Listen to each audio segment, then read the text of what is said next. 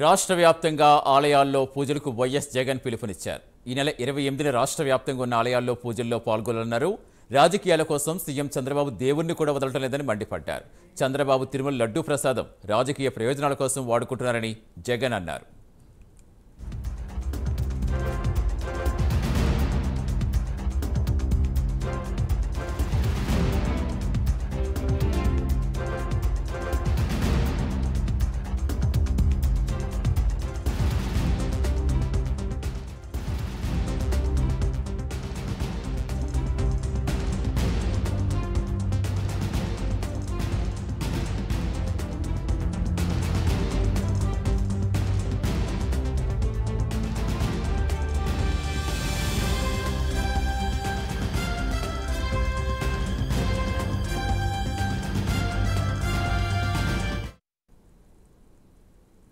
రాష్ట్ర వ్యాప్తంగా ఆలయాల్లో పూజలకు వైఎస్ జగన్ పిలుపునిచ్చారు.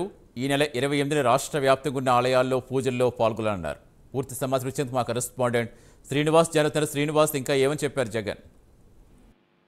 సతీష్, ఏదైతే తిరుమల శ్రీవారి లడ్డూలో కల్తీ నెయ్యి వివాదం నెలకొందో దాని మీద కూడా వైసీపీ కూడా కౌంటర్ గా ఆయన ఒక కార్యక్రమాన్ని రూపొందించారు.